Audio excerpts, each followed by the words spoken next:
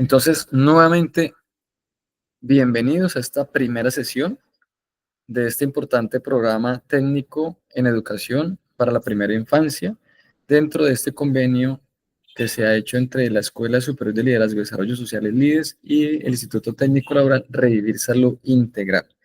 La sesión que vamos a compartir esta noche, de acuerdo a la programación que usted ya se les envió, es ¿qué es la educación infantil? Definición, historia y evolución. Recordemos que el programa que ustedes están estudiando es técnico laboral en educación para la primera infancia. Entonces, pues importante iniciar esta primera sesión de clase con esta temática. ¿Qué es la educación infantil? El docente que le ha correspondido esta noche orientar la clase es quienes habla, Jordi Martín Hernández Rojas, pastor. Soy también asesor y consultor de entidades públicas y privadas, administrador público, especialista en gestión pública y magíster en tecnologías de la información y la comunicación STIC. Igualmente tengo la oportunidad de desarrollar otro tipo de educación. Entre esas quiero resaltar la planeación del desarrollo municipal, régimen del servicio público, gestión de la transparencia, formación básica, intermedia y avanzada en investigación, gestión de conocimiento y desarrollo disciplinar, pedagogía universitaria y la niñez en los planes de desarrollo, entre otros, con una amplia experiencia de más de 20 años en diferentes cargos en el sector público y privado y vinculado durante aproximadamente 14 años en procesos educativos en diferentes universidades, tanto públicas como privadas. Entonces, dentro de la temática general, tenemos 4 subtemas. El primero, definición de educación infantil. Segundo, historia de la educación infantil. Tercero, importancia de la educación infantil. Y cuarto, una actividad práctica que se les va a explicar cómo se hace y en qué consiste. ¿Cuál es el objetivo pedagógico de esta noche? Recordemos que ustedes están estudiando educación por competencias laborales. ¿Eso qué implica? Que ustedes deben adquirir unas habilidades y unas destrezas para que se vuelvan competentes a la hora de trabajar en instituciones educativas, públicas o privadas, o en programas del bienestar familiar o directamente con el bienestar familiar, en programas, planes y proyectos relacionados con esta población. ¿Con cuál población? La población infantil, que es la población, de acuerdo a la norma y de acuerdo a la ley, que es de 0 a 6 años. Aunque por supuesto, pues en muchas escuelas, colegios o entidades privados, ustedes tienen la oportunidad de también trabajar como auxiliares en pedagogía. Igual eso más adelante lo van a ver en otra sesión de clase. Entonces, ¿cuál es el objetivo pedagógico de esta noche? Comprender qué es la educación infantil, su importancia y cómo ha evolucionado a lo largo del tiempo. Recordemos que cuando la Secretaría Departamental de Educación otorga una licencia de funcionamiento y autoriza que se pueda formalmente ofertar estos programas técnico-laborales, es porque estos programas, vale la redundancia, tienen que estar directamente relacionados con el Observatorio Nacional de Competencias Laborales del SENA, que es la entidad que en Colombia se establece de definir las competencias laborales de todos los perfiles académicos, de todas las actividades ocupacionales, de todas las actividades laborales en Colombia. ¿Por qué es tan importante que lo tengan en cuenta? Porque precisamente este tipo de certificaciones que ustedes van a obtener, este título técnico laboral, pues tiene validez en el territorio colombiano y en el extranjero, porque las certificaciones de las competencias laborales tienen una homologación en otros países, es decir, son competencias avaladas en ámbitos internacionales. Entonces, resuelto esa pequeña introducción. Entonces, repito, ¿cuál es el objetivo de esta noche? Que ustedes aprendan, que a ustedes les quede claro, que ustedes comprendan qué es la educación infantil, su importancia y cómo este tipo de educación ha evolucionado a lo largo de qué? Del tiempo, de la historia, a lo largo de los años. Por favor, una compañera, un estudiante que quiera participar y apoyarme aquí en la lectura.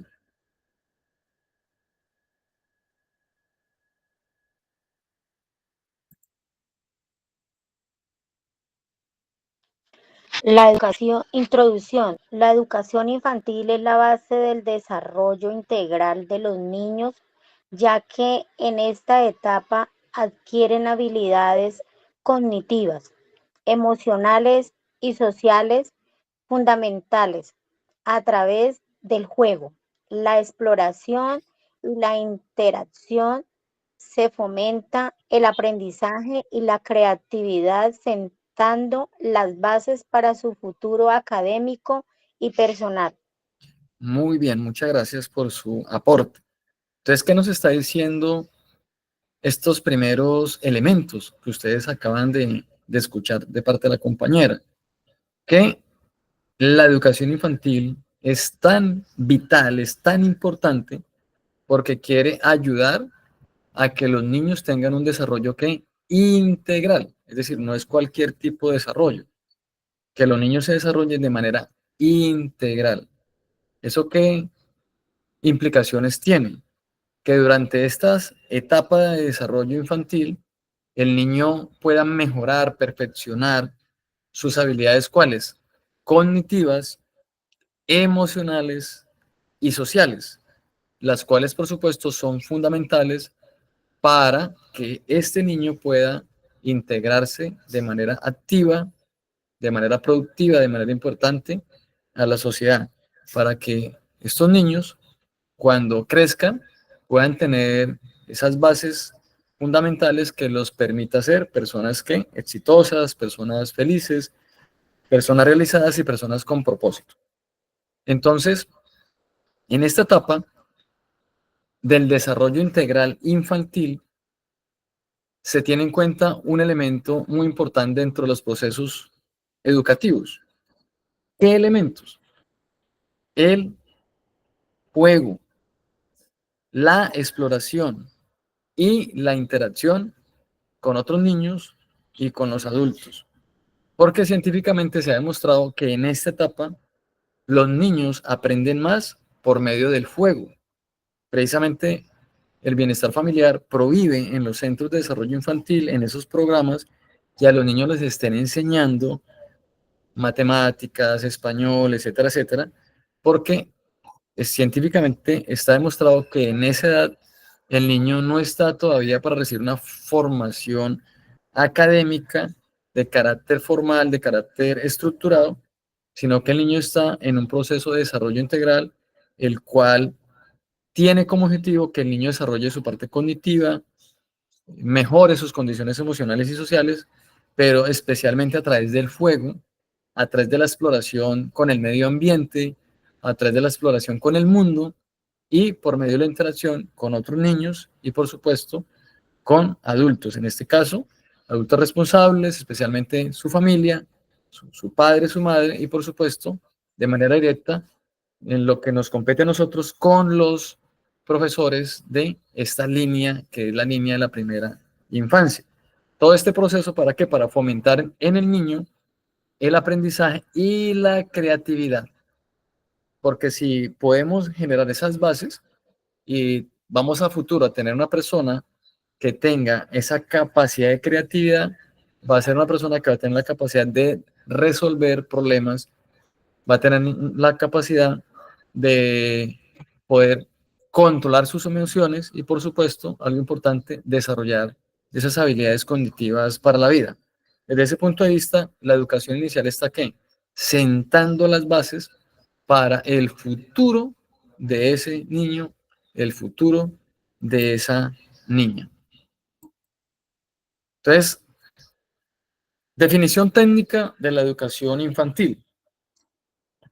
La educación infantil es la etapa educativa que atiende a los niños, ojo con esto, desde su nacimiento hasta los 6 años de edad. Su propósito es estimular el desarrollo físico, cognitivo, emocional y social de los niños, preparándolos para etapas educativas posteriores. Muy importante que a ustedes les quede claro si en una entrevista laboral, en un trabajo, en una práctica o en un examen les preguntan, bueno, ¿y la etapa educativa de la educación infantil de los niños cuál es? Que ustedes puedan decir desde su nacimiento hasta los 6 años de edad. Y que esta educación infantil, por supuesto, tiene un propósito fundamental. Ojo con esto, es estimular, no es formar de manera estructurada como se hace ya en la adultez. Lo que se busca es estimular en ese niño el desarrollo físico, cognitivo, emocional y social. El niño por naturaleza ya empieza a desarrollar física, empieza a desarrollar cognitivamente, empieza a desarrollar emocionalmente, se empieza a desarrollar socialmente, dentro de su proceso natural de crecimiento. Pero entonces, ¿qué hace la educación infantil? A apoyar estos procesos de desarrollo físico, cognitivo, emocional y social a través de qué? Del juego, a través de la exploración, a través de generar unos estímulos que técnicamente están probados, estadísticamente están probados, que metodológicamente están probados, que eso lo van a ver ustedes mucho más adelante porque hay diferentes teorías que están encaminadas a la educación infantil. Hay diferentes escuelas del conocimiento humano que se han encargado de qué? De estructurar estos procesos y modelos pedagógicos dirigidos a estos niños, dirigidos a esta población infantil de 0 a 6 años de edad. Entonces, continuando con esta importante temática, ¿cuáles son las características principales de la educación infantil? Primero, favorecer el desarrollo integral del niño. No significa que el niño solamente desarrolle un área o otra más. No estamos hablando de un desarrollo a media, no estamos hablando de un desarrollo solamente en un área. Estamos hablando que una de las características principales de este modelo educativo es favorecer el desarrollo integral del niño, completo. Segundo, se basa en el juego. No se les vaya a olvidar eso. Ustedes como personas que están estudiando educación infantil, como futuros pedagogos en educación infantil, como profesores en educación infantil, o como coordinadores o monitores de programas del desarrollo integral infantil, deben tener en cuenta que es supremamente importante, necesario y vital ¿el qué? El juego. O sea, una característica de este proceso es el juego, porque a través del juego y de diferentes clases de juegos, diferentes técnicas de juego, individual y grupal, pues el niño es que va a aprender a desarrollar integralmente toda y cada una de sus áreas. Eso lo van a ver ustedes mucho más adelante con otros profesores y en otras temáticas, donde se les van a poner ejemplos de juegos y qué busca cada uno de esos juegos. Entonces, dentro de esa segunda característica encontramos el juego, la exploración y la interacción social. La exploración hace parte de ese proceso natural de que el niño a través de la observación empieza ¿qué? A conocer el medio ambiente y empieza a generarle una curiosidad por lo que a él lo rodea. Entonces él empieza empíricamente, de manera autónoma, a explorar el medio ambiente que lo rodea. Cuando me refiero al medio ambiente, es su casa. Cuando me refiero a medio ambiente, es en el lugar donde está viviendo, su familia, las cosas que hay alrededor de él, el tipo de elementos electrónicos, televisor, computadores, equipos de sonido, los muebles, las camas, los adornos de la casa, cuando lo sacan al parque, cuando lo llevan al campo. O sea, todo el medio ambiente, lo que hay alrededor del niño, el transporte urbano, si va en un avión, si va en tren, si va en taxi, si va en moto, o sea, todo lo que hay alrededor del niño, el niño empieza ¿qué? A observar, empieza a tener una curiosidad natural y esa curiosidad natural lo empieza a conducir a unos procesos autónomos y naturales de la exploración. Y al mismo tiempo, pues el niño desde pequeño tiene que empezar a mostrar interacción social. Eso lo van a ver más adelante. No es igual la interacción social a un niño de 2 años, al de 3, al de 5 o al de 6. Hay unas características y unos niveles, llamémoslo así, de interacción social en cada una de esas etapas. Tercera característica de la educación infantil, promueve la adquisición de hábitos y valores. Ojo con esto, hábitos y valores para toda la vida, para toda la vida. Muy importante. Qué bueno que de esta edad nosotros, como pedagogos, seamos conscientes de la importancia de estos procesos educativos porque estamos marcando para bien si hacemos las cosas de manera ética y profesional a estos niños. O al contrario, los marcamos, les dejamos huellas y cicatrices negativas si no se maneja con ética, con responsabilidad y profesionalismo el proceso de formación de estos niños. Eso que implica que ustedes, como futuros educadores, como futuros pedagogos, tienen una enorme responsabilidad. Hago un paréntesis. Tristemente, en estos últimos tiempos, estamos viendo a miles de niños que están creciendo en familias disfuncionales. Es decir, con la mamá sola o solamente con el papá. Es decir, muchos niños no han tenido la oportunidad de crecer en lo que natural y culturalmente se conoce como una familia funcional, donde está el padre y la madre, por múltiples factores, ya sea por irresponsabilidad del uno, del otro o de ambos. Tristemente, hoy muchos niños son criados por muchas personas, el tío, la abuela, un primo, o por el bienestar familiar.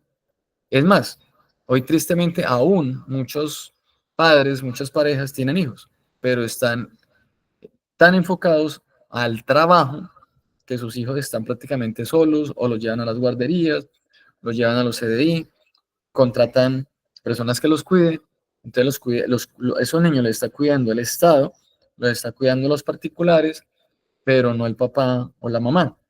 Entonces, dentro de esa falencia, llamémoslo así, porque no es el diseño original, no es lo ideal para el desarrollo integral del niño, entonces, tristemente, pues, hoy tenemos una cantidad de personas adultas con una serie de hábitos y valores contrarios a la ética y contrarios a la buena moral, precisamente porque pues en su infancia hubo que hubo unos vacíos, en su infancia hubo unas cicatrices que cuando llegan adultos no han sanado. Por eso es importante entender que muchos de los malos hábitos y malos valores y mal comportamiento del adulto son cicatrices y carencias afectivas que se debieron que en la niñez. Es decir, muchos de los adultos que hoy tienen comportamientos nocivos o autodestructivos es porque en la niñez hubo que vacíos emocionales, hubo falta de cariño, falta de amor, falta de protección. Todo eso se va a ver mucho más adelante. Entonces, la responsabilidad que ustedes tienen como educadores en esta etapa tan importante que es la infantil, pues es muy grande, porque tristemente hay unos vacíos que estoy señalando por este tipo de familia disfuncional que entonces tiene que llenar el educador infantil. Mira la responsabilidad que nosotros tenemos, que usted pueda ética y profesionalmente ver que en ese niño o en esa niña hay una persona con una cantidad de dones, una cantidad de talentos, y que a ese niño y a esa niña hay que ayudarlos a qué? A que sean los mejores seres humanos. Entonces hay una responsabilidad muy grande, porque si ese niño tiene unas carencias afectivas en su casa, pues por lo menos nosotros como pedagogos podamos con ética, con profesional, con amor, dar lo mejor de nosotros, con vocación, con cariño, para que esos niños reciban de parte de nosotros y de los procesos educativos lo que tristemente no reciben de pronto en sus casas. Muchos niños son maltratados en las casas, ustedes ven las noticias. Pues que en los centros de desarrollo infantil o en cualquier programa donde se manejen niños, que ellos vean todo lo contrario. Una cuarta característica de la educación infantil, prepara a los niños para la educación ¿qué? Formal. Se dejan las bases. Hay países desarrollados donde los niños de 0 a 7 años lo único que hacen es explorar el mundo. Y ya de 8 a 9 y 10 años ven toda la primaria. Porque pues científicamente también está demostrado que el niño aprende más cuando interactúa con el medio ambiente, cuando va y mira la naturaleza, el ciclo de la lluvia, el ciclo de la vida, etcétera, etcétera, que a veces en un cuaderno. Entonces es mucho más fácil que el niño aprenda posteriormente conceptos ya formales, cuando primero tuvo la oportunidad de entenderlos desde el mundo, desde el punto de vista de la experimentación. Es más fácil al niño mostrarle ya en un libro la teoría de cómo se crea, por ejemplo, el ciclo de la lluvia, cuando ese niño primero lo vio con sus propios ojos, lo experimentó. Es decir, es más fácil posteriormente tener niños con mejor desempeño y rendimiento académico si en esta etapa hemos tenido la oportunidad de generar ellos un desarrollo integral. Por supuesto, nosotros no lo podemos hacer todo, pero más adelante ustedes van a ver unas pautas que son súper necesarias y obligatorias, lo van a ver con otros docentes, en esta etapa. Están directamente relacionadas, no solamente con la parte efectiva, sino también, por ejemplo, con el tema nutricional, el tema de la protección, etcétera, etcétera, el tema de los derechos. Pero todo eso lo van a ver ustedes más adelante. O sea, aquí estamos hablando hasta el momento de la introducción de lo que es la educación infantil. ¿Preguntas, dudas, inquietudes de lo que hasta el momento hemos compartido?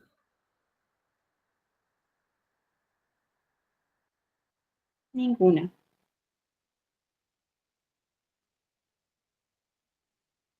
Ok, Todo muy claro, mi amigo Jordi. listo, mi compañero Ricardo. Muchas gracias. Entonces, miren, historia de la educación infantil. Etapas clave en su evolución. Entonces, ¿qué han encontrado los historiadores? Que en la edad antigua, civilizaciones como la egipcia, hebrea, griega y romana generaron ya procesos educativos. La crianza y el aprendizaje dependían especialmente en esas culturas de la familia. En Grecia, Platón y Aristóteles, famosos filósofos, resaltaban la importancia de la educación en los primeros años, pero solo para ciertos sectores de la sociedad. Y me llama la atención que dentro de la edad antigua hay información muy relevante sobre la cultura hebrea. Los hebreos tomaban muy en serio la educación infantil. Cuando tengan tiempo, ustedes pueden leer en su casa, en las Sagradas Escrituras, en el Antiguo Testamento, el libro de Deuteronomio, capítulo 6, versículo 1 al 9, donde en esa cita bíblica se evidencia cómo el pueblo hebreo, el popularmente conocido como el Israel de las Sagradas Escrituras, empezaban a formar a los niños con base a su cultura, a su cosmovisión, a sus principios, sus valores, su religión, su Dios, y lo hacían de acuerdo a la evidencia, mañana, tarde y noche, y lo hacían todos los días. La cultura hebrea cogía a los niños de 1 a 6 años en casa y los educaban en casa. Esa era una responsabilidad especialmente de la madre. Los educaba en valores, en principios, en unidad, en respeto, en armonía.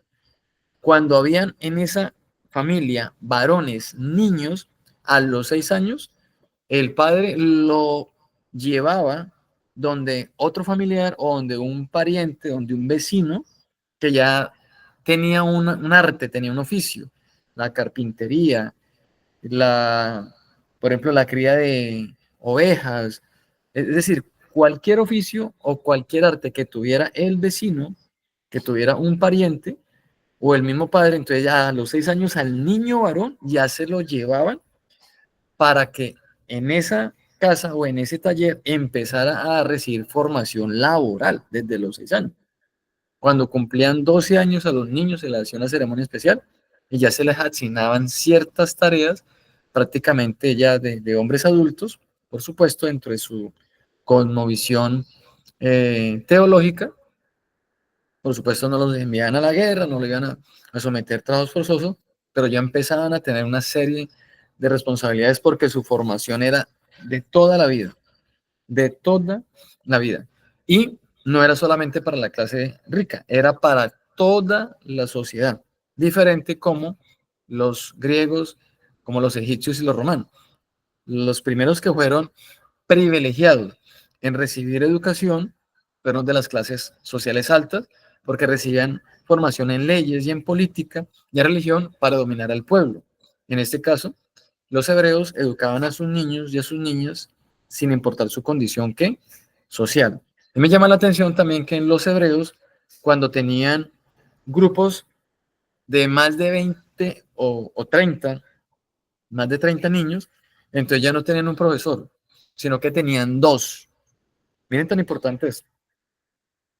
20 niños tenían un docente, un profesor, pero ya grupos de 30 o 40, entonces ya en el mismo salón, en un sitio grande y cómodo, tenían ya dos profesores, es decir, que ellos sabían de antemano la importancia de estar atentos al proceso de formación y no dejaban lo que muchas veces uno ve en algunas instituciones, que un solo profesor maneja 40 o 50 niños en un aula de clase. Es antipedagógico, es muy difícil tener una educación de calidad cuando un profesor tiene que manejar esa cantidad de número de niños, de estudiantes. Eso ya lo tenían claro los hebreos. Como para cerrar paréntesis, ustedes pueden indagar por sus propios medios y mirar este tipo de culturas, cómo desarrollaban sus procesos formativos. En la Edad Media, la educación infantil era prácticamente inexistente. La enseñanza se centraba en la religión y en la familia. Solo los niños de familias privilegiadas recibían educación formal, o sea, los niños de las clases más ricas, los grandes feudales, los familiares de los reyes. Recordemos que la humanidad vivió una época que se le llama el oscurantismo. Durante casi más de 1000 años no hubo desarrollo cultural, artístico, científico, político, teológico. O sea, esa etapa se le llama la época del oscurantismo. Pueden averiguar también por internet. Entonces, en esta época de la Edad Media, en la época del oscurantismo, dice que la educación era prácticamente inexistente, no solamente para la población infantil, para toda la población. Había muchísima, muchísima ignorancia. En el siglo XVII y el siglo XVIII aparecen las primeras ideas pedagógicas.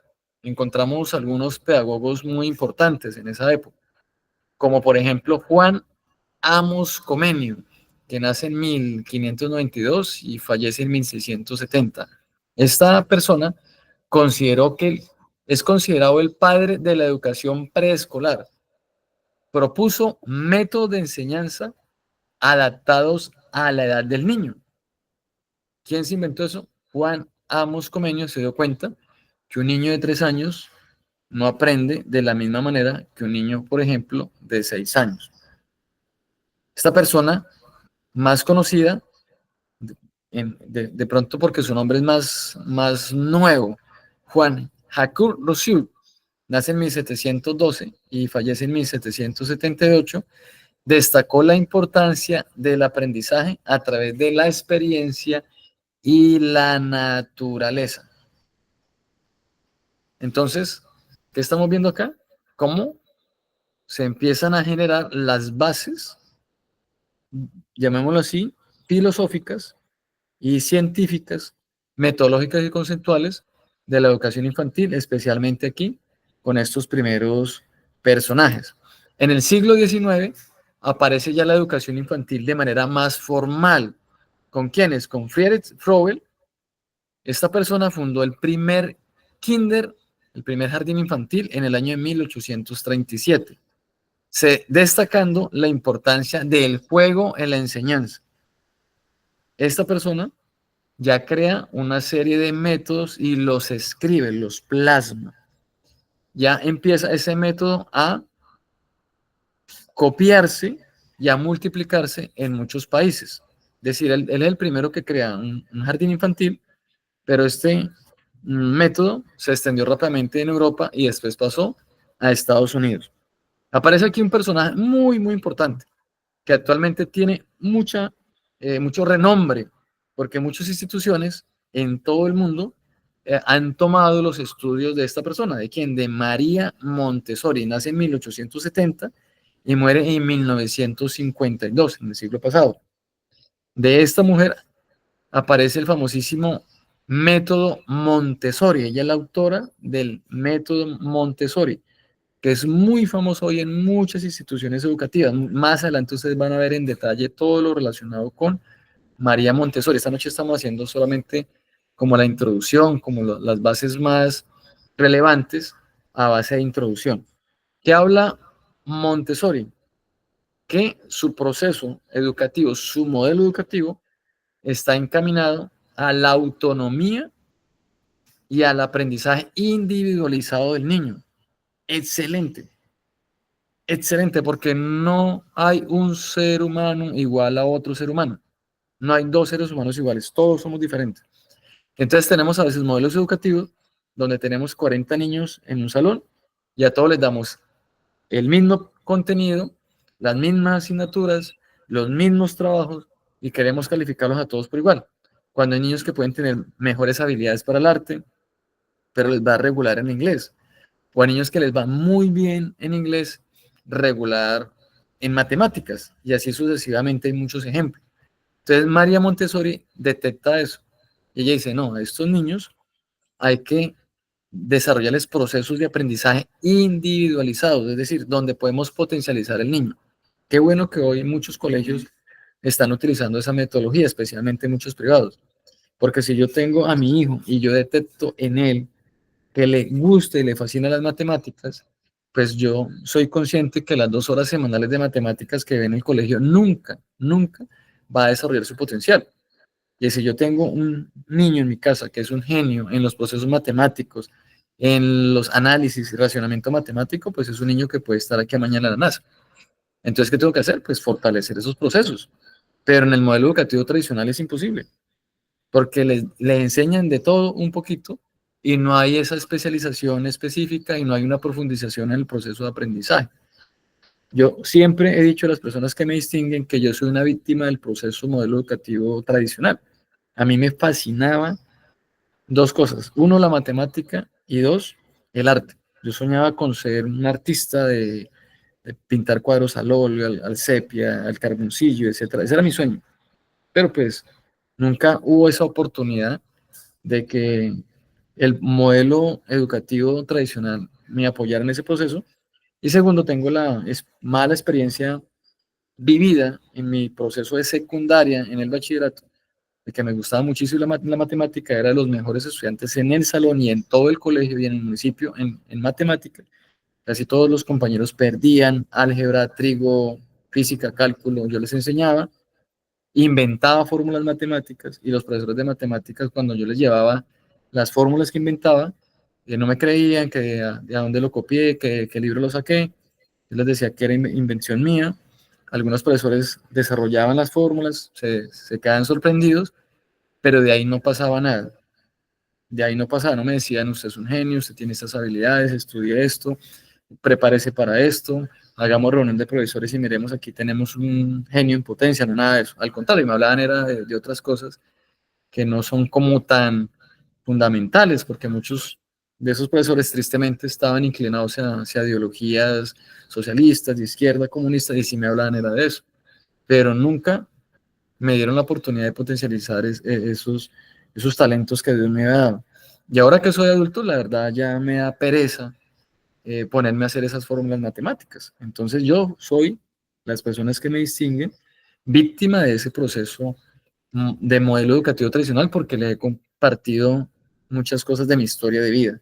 Entonces miren tan bonito lo que está hablando María Montessori.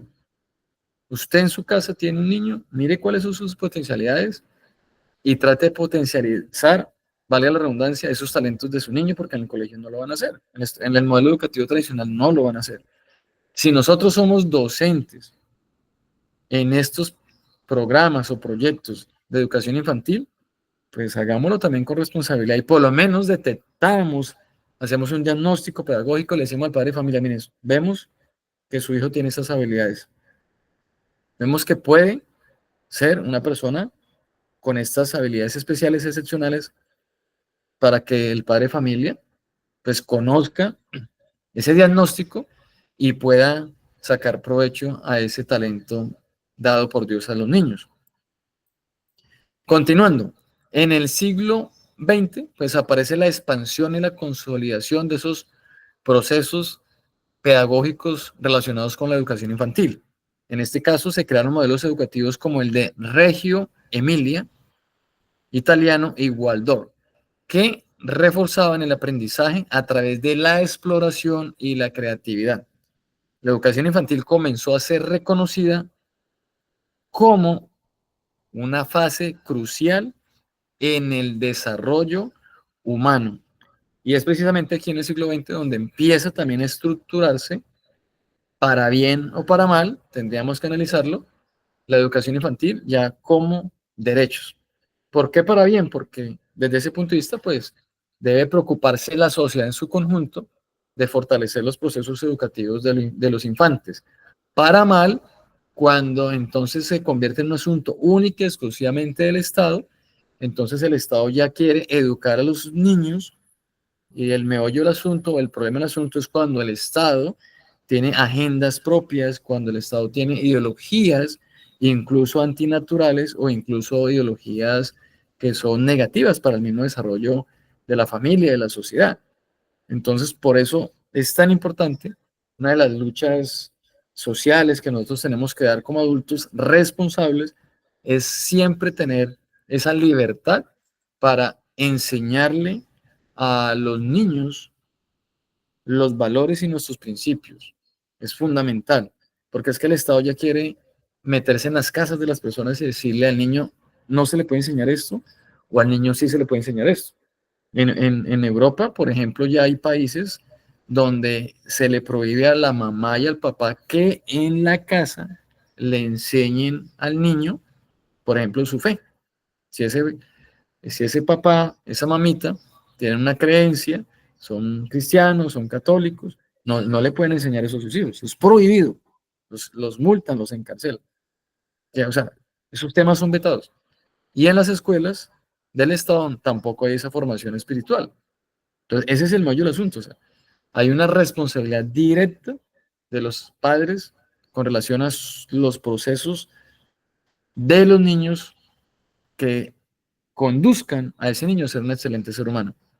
Y esos son valores y principios fundamentales de la sociedad que se forman al interior de la casa, de la familia. Entonces, por eso le digo, para bien, en el sentido de que debe ser una urgencia manifiesta de la sociedad.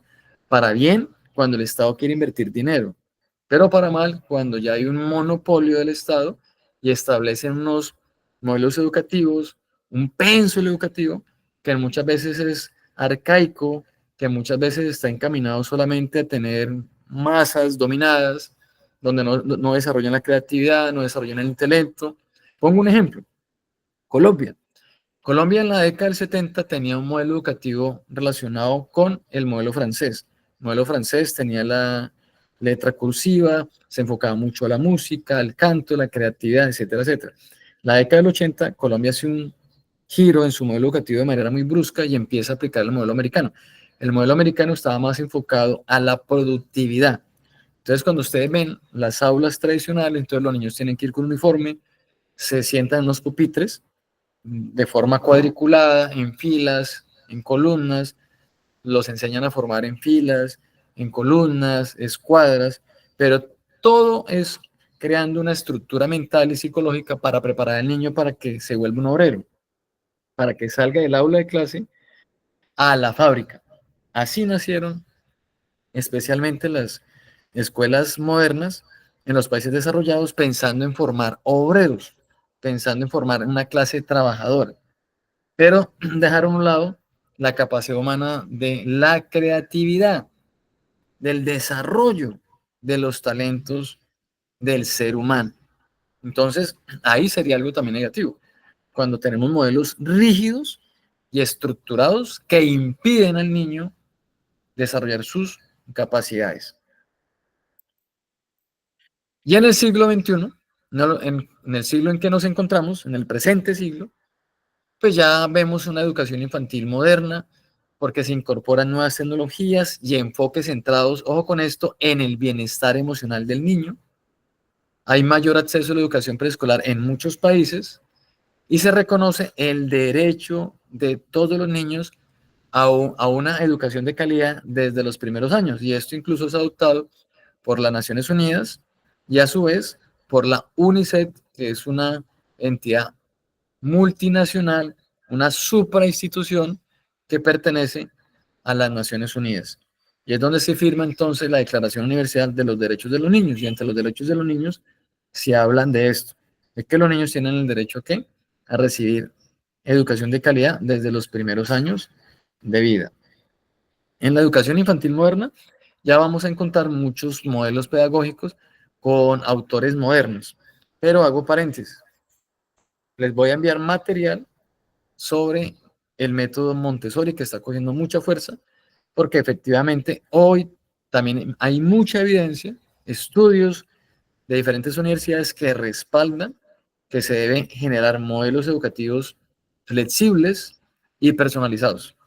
Y más hoy en día con la inteligencia artificial. La inteligencia artificial está ayudando a detectar ciertas necesidades de aprendizaje, ciertas debilidades y ciertas fortalezas en el proceso de aprendizaje de los niños y se están creando al interior de la aula de clase, dentro del mismo salón, con el mismo grupo, pénsul personalizado. Dice, aquí tenemos 30 niños, todos van a ver esto, pero a estos 5 se les aumenta un poquito este contenido, a estos 5 se les quita un poquito este contenido y a estos otros 5 se les agrega este otro. Eso ya se está haciendo también con ayuda de la inteligencia artificial, eso se va a ver más adelante. Importancia de la educación infantil. Primero, facilita el desarrollo del lenguaje y la comunicación. Súper importante eso. ¿Facilita qué? El desarrollo del lenguaje y la comunicación. Segundo, mejora la socialización y la autonomía del niño. Tercero, estimula habilidades cognitivas y emocionales desde temprana edad. Está de moda procesos de estimulación temprana. Pongo un ejemplo. Cuando yo tenía a mi hija Ana María pequeña, de 2 añitos, me acuerdo que jugábamos con ella para generar esto que se llama estimulación temprana. Entonces la habitación de la niña se la llenábamos, por ejemplo, con aromas, aromas a canela, flores, unos aromas muy ricos, unas lamparitas que yo llevaba que calientan el aceite, esos aceites con esencias. Entonces la niña estaba, ¿qué? Pues con el olfato, ¿cierto? Pero mientras que ella se estaba disfrutando esos olores, al mismo tiempo yo le aplicaba goticas de limón en los labios. O a veces le daba una cucharadita pequeñita de miel de abejas. Entonces estaba estimulando su olfato y al mismo tiempo su gusto. Pero al mismo tiempo yo le pasaba, por ejemplo, bolas de plastilina de colores, los colores primarios. Porque cuando el niño lo llevan a veces al jardín, le muestran los colores, pues cómo se los muestran, planos, en el tablero, en una diapositiva, en un cuaderno, en un libro, en un dibujo. Y estamos en un mundo tridimensional, algunos hablan de 4 o hasta quinta dimensiones. Entonces yo le pasaba a la niña los colores, se lo enseñaba era con bolas de plastilina. Entonces estaba desarrollando su visión, su olfato, su gusto y su tacto porque ella cogía esas bolas de plastilina. Entonces miraba que eran de diferentes colores y las estaba cogiendo. Entonces, ¿qué estaba haciendo? Desarrollando toda una serie, o perdón, mejor, estimulando en ella todos sus sentidos, visión, olfato, tacto, oído, porque le colocaba música clásica, le colocaba sonidos de la naturaleza, para tener esa mente despierta, esa mente estaba a mil, su cuerpo despierto, porque pues estaba estimulando sus sentidos desde todo punto de vista. Para poner simplemente un ejemplo, entonces la educación infantil está encaminada a eso, a estimular las habilidades cognitivas y emocionales desde la temprana edad. Y otra importancia de la educación infantil es que reduce las desigualdades educativas y mejora oportunidades futuras. Súper importante tener en cuenta eso. ¿Qué significa? Que cuando un niño se ingresa a estos programas, proyectos educativos de la educación infantil, estamos viendo inclusión social. Y estamos viendo cómo ese niño a futuro va a tener mayores posibilidades de éxito frente a otros niños que no han tenido esas posibilidades. No sé si hay alguna duda, pregunta de la temática que hasta ahora hemos socializado.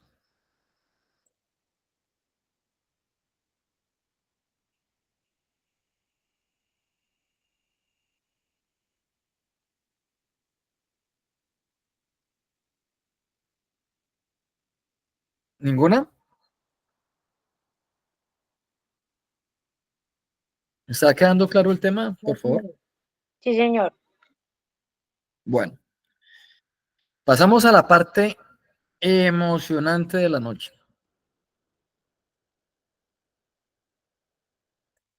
Actividad práctica, miren.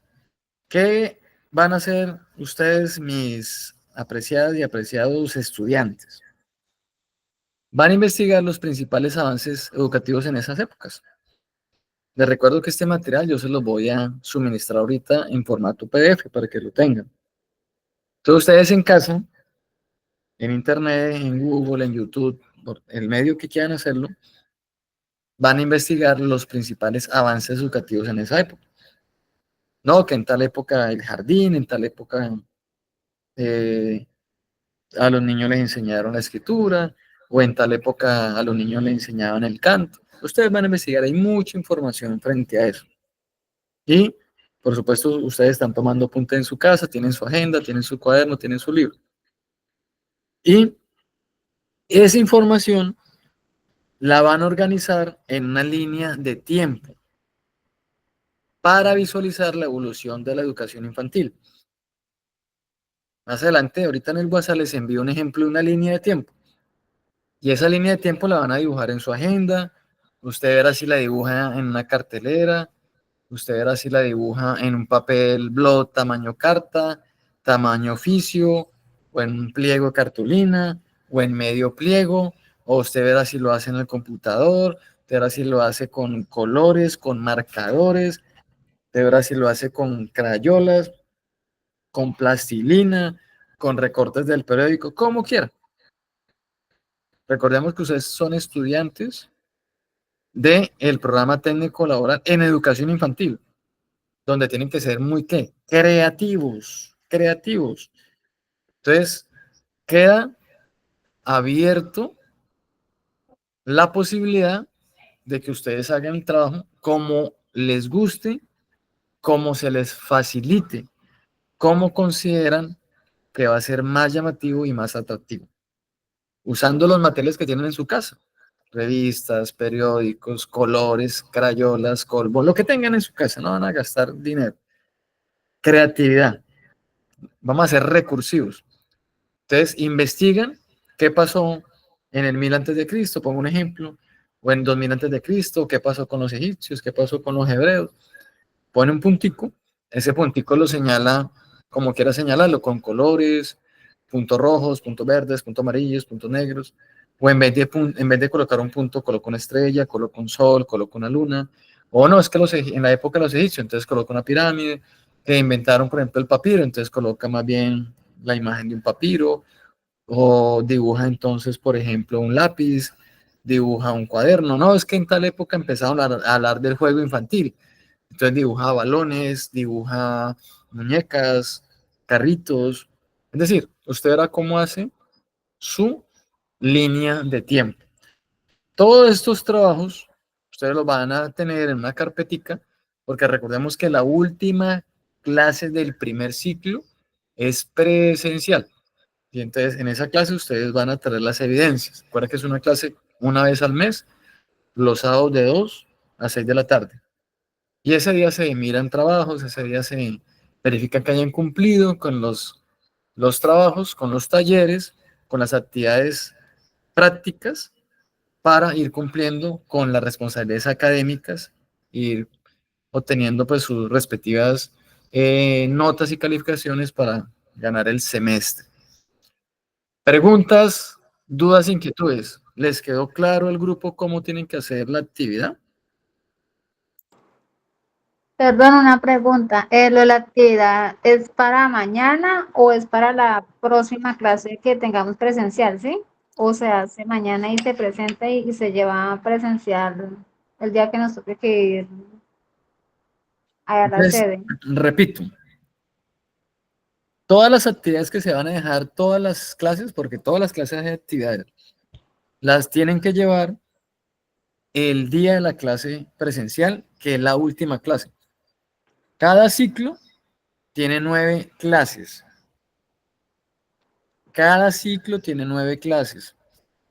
8 clases son virtuales y la última clase es presencial. En esa clase presencial ustedes traen las evidencias, ya sea que lo hicieron en la agenda, en el cuaderno, en FOMI, en cartulina, en cartón paja, en el computador, lo hicieron la impresión, ¿no? Como ustedes quieran hacerlo. No, es que tengo un cuaderno grande, estilo blog, o tengo un cuaderno aquí 5 materias, o esos cuadernos que vienen, o en hojas de exámenes, como usted quiera hacerlo. Ah, listo, ok. Pero recordemos que la última clase en el calendario está para el 9 de abril, es la última clase de este primer ciclo. Entonces ese día llevan este primer ejercicio, es un ejercicio súper sencillo y súper fácil de hacer. ¿Preguntas, dudas, inquietudes? ¿Les quedó claro la temática que tienen que hacer? Sí, señor. Entonces, yo ahorita les envío, pues, un ejemplo, una línea de tiempo, que creo que quedó claro el ejercicio. Igual si tienen dudas me pueden escribir o me pueden preguntar. Porque mañana pues ya tenemos la segunda sesión, la segunda clase. Va a estar orientada por la docente Luisa Rodríguez con otra temática. Ella también les deja otra actividad. Y así sucesivamente, dentro de 8 días hay otra temática, se deja una actividad. Son actividades sencillas, pero muy, muy importantes que ustedes las hagan porque estas actividades están relacionadas y encaminadas a fortalecer los procesos educativos. Están relacionadas a complementar la temática que han visto, a profundizar la temática que han visto. ¿Listo? ¿Preguntas, dudas, inquietudes?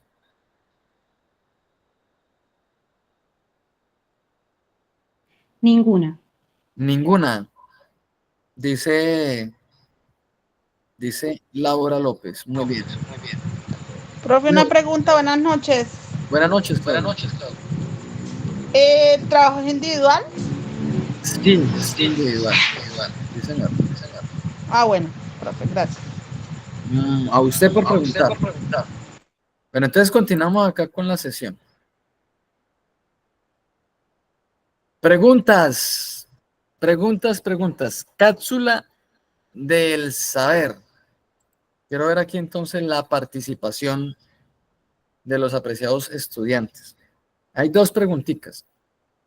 ¿Cómo ha cambiado la educación infantil en los últimos años? A ver, ¿quién quiere participar?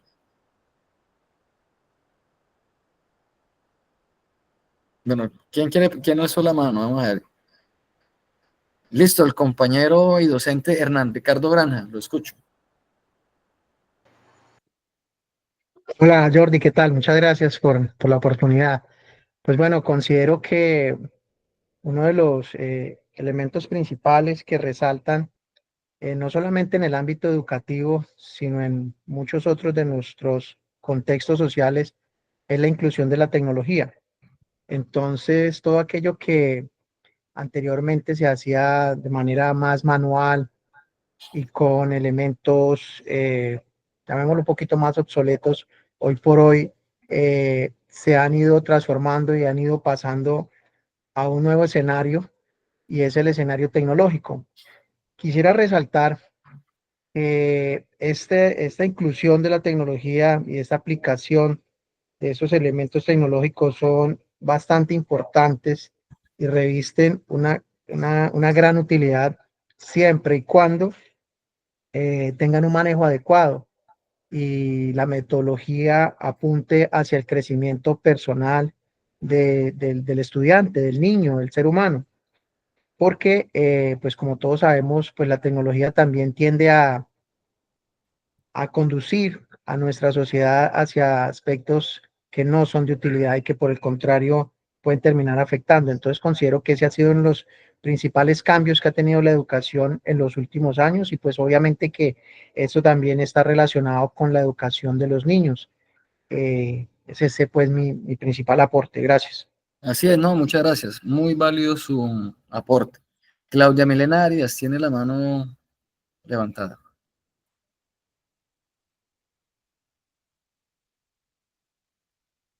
Profe, me quedó levantada. Tranquila. Luis Alejandra Rodríguez, la escucho. Bendiciones, profe Jordi y estudiantes.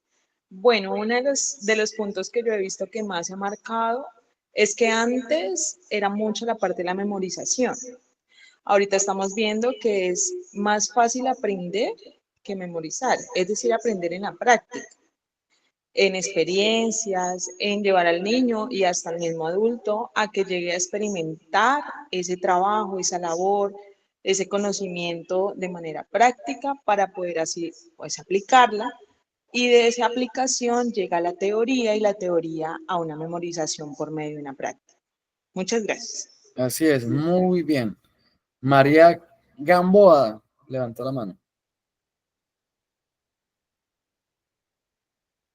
Buenas noches, profe. Pues en principales características de la educación, usted decía que era el juego, que era la exploración, que es la interacción en los niños.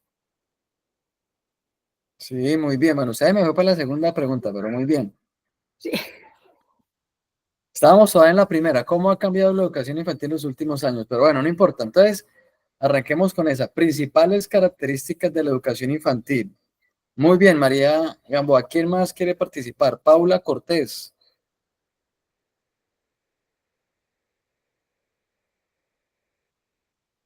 Tatiana Rodríguez. Bueno, las escucho porque esta parte es de ustedes. Para ver si les quedó. Hola, profe, muy buenas noches. Hola, Paula. Qué pena, profe, responderle hasta ahorita. Bueno, la pregunta es, ¿cómo ha cambiado la educación infantil en los últimos años?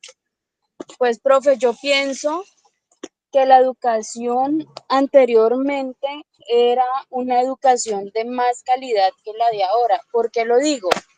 Porque hoy en día los chicos solamente se preocupan por el tema tecnológico, por el tema del WhatsApp, por el tema del Facebook, o sea, redes sociales, pero realmente no se preocupan por estudiar.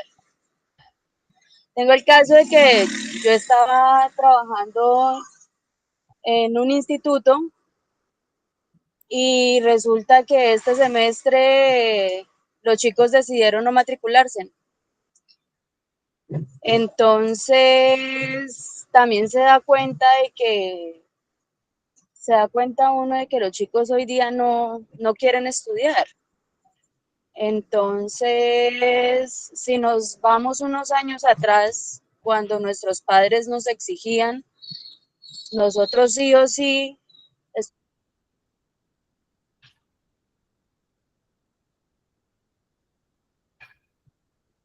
la educación familiar es un poco más flexible en ese sentido, ¿no?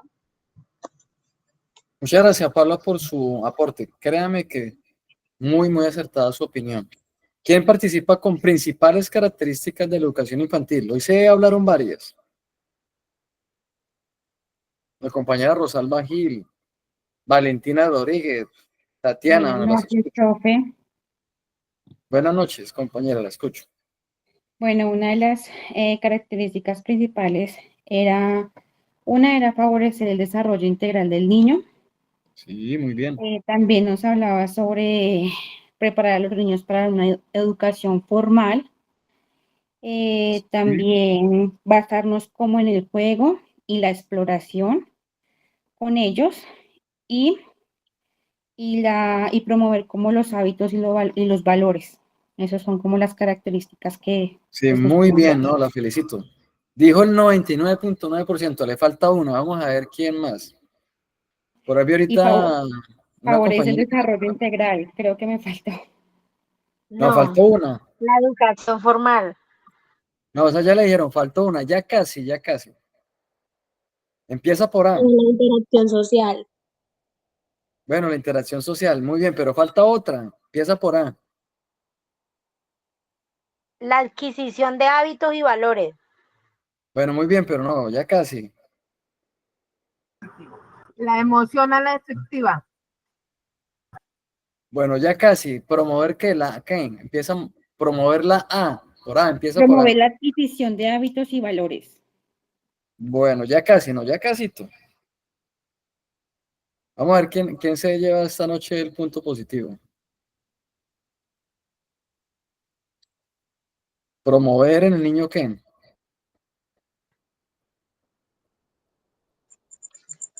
¿La automotriz? Casito. La autonomía. Exacto, muy bien. ¿Quién lo dijo? ¿Quién dijo? Digna. Digna. Digna, no, muy bien, compañera Digna. Y todos los demás empiezan ahí a mandarle manitos, aplausos para la compañera por participación. Muy, muy bien. Promover la autonomía en los niños de 0 a 6 años. Muy bien, excelente.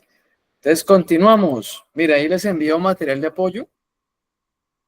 Cuando este material esté ahorita en el WhatsApp, ustedes simplemente le van a dar clic. Aquí donde dice Juan Amos, ahí le dan clic.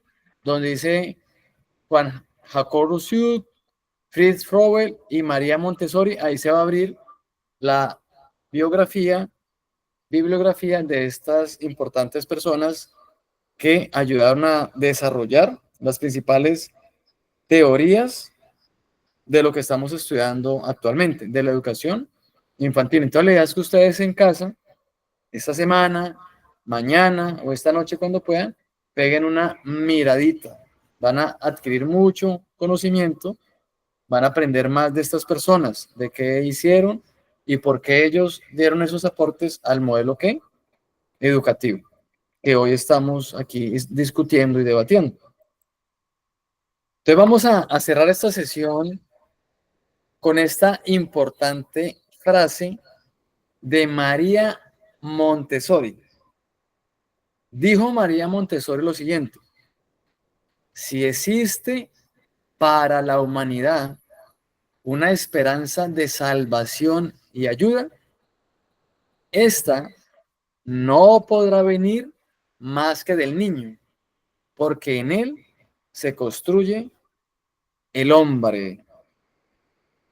¿Quién quiere dar su opinión frente a esta importante frase de María Montessori? Ahí la tienen en pantalla. Léanla y me participan. Dice María Montessori: si existe para la humanidad una esperanza de salvación y ayuda, esta no podrá venir más que del niño, porque en él se construye el hombre. ¿Quién quiere opinar? Los escucho, las escucho. Compañera Jamie Beltrán, la escucho, vea. Valentina Rodríguez, Julia Andrea Montoya, no la hemos escuchado la voz esta noche. La escucho, Digna Arias. Porque los niños son el futuro del mañana. Si los niños son el futuro, pero aquí hay algo para resaltar, miren.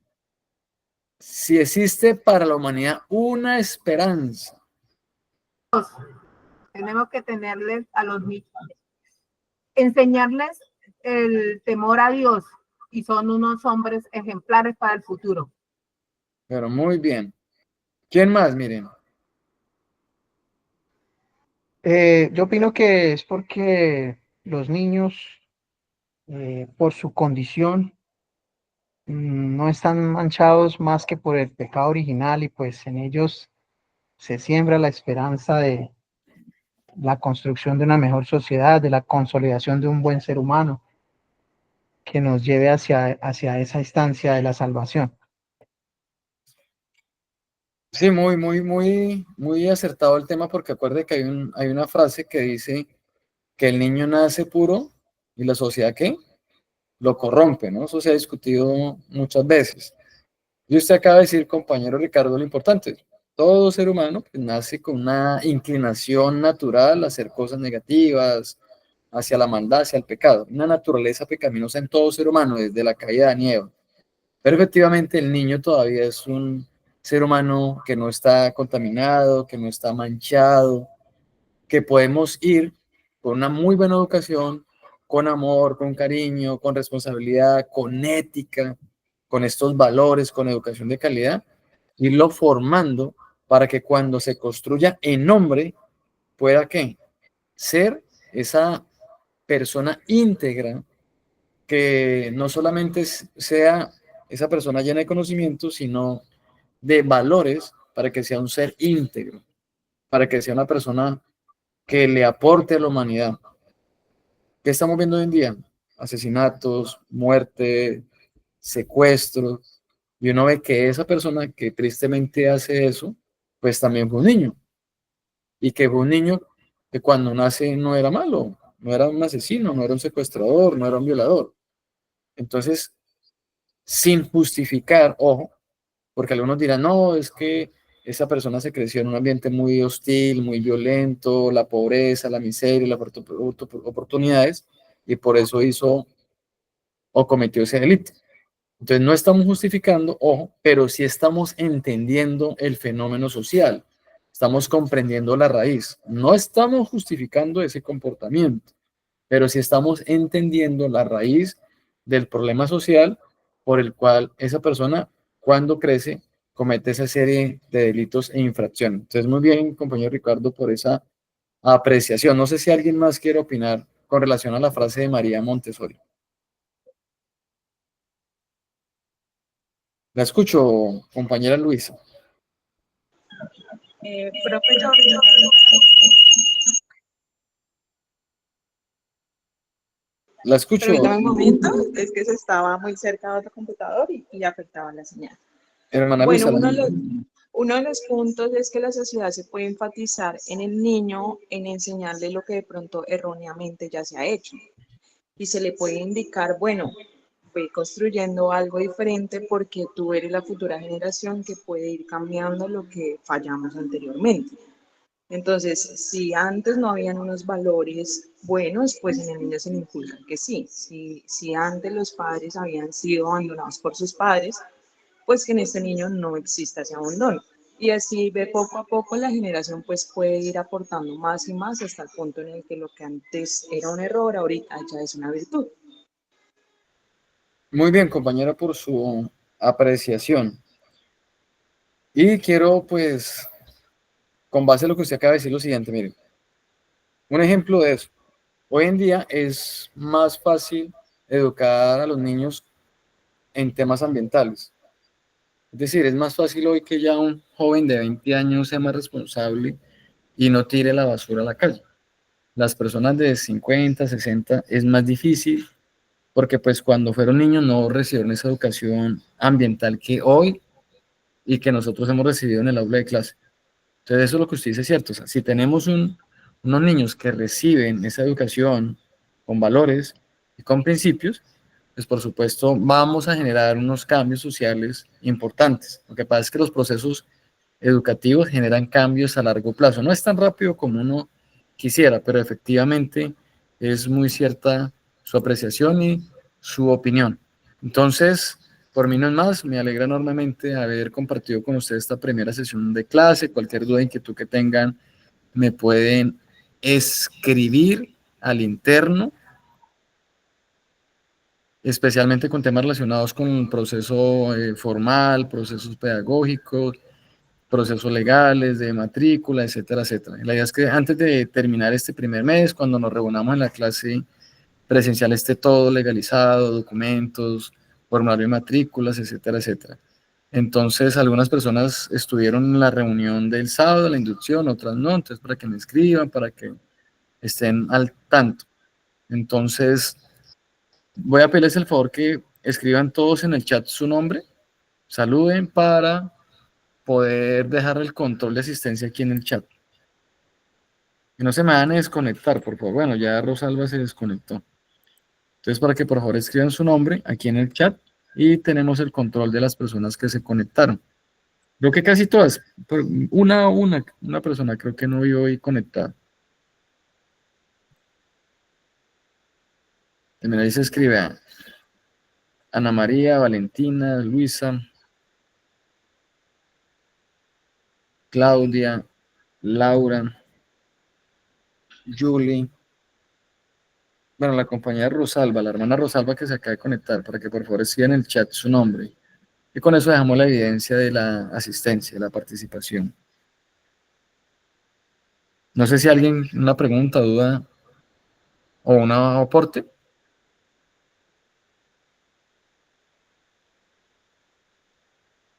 Ninguno, bueno, muy bien. Entonces, yo pienso que quedó claro el tema. No se los olvide, por favor, mañana, 7 en punto. Igual ustedes ya tienen el lead, desde faltando 5 se pueden conectar, faltando 10. Entonces, mañana van a tener también una temática muy, muy importante, una clase muy importante. Arrancamos con pie derecho este proceso de formación. Bueno, ¿alguien más le falta por escribir ahí en el chat?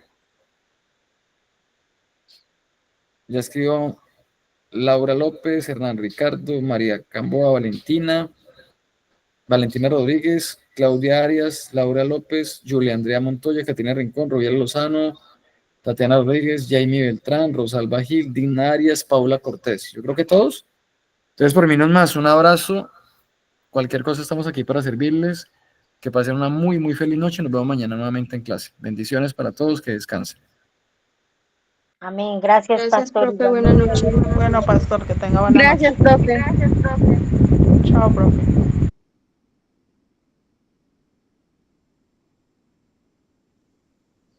Feliz noche, compa y compañeros. Feliz noche, compañero Ricardo.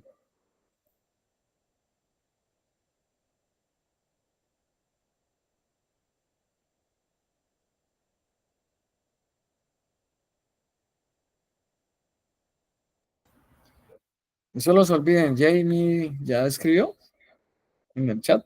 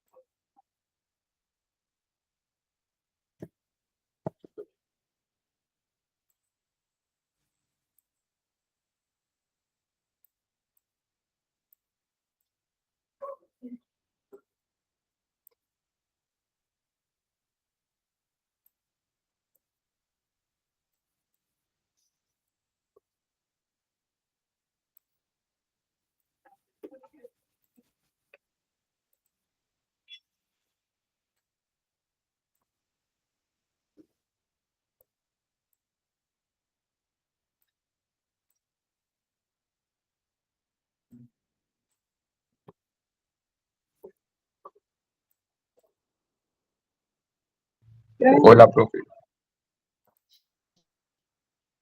¿Ya todos? ¿Ya todos se salieron? Sí.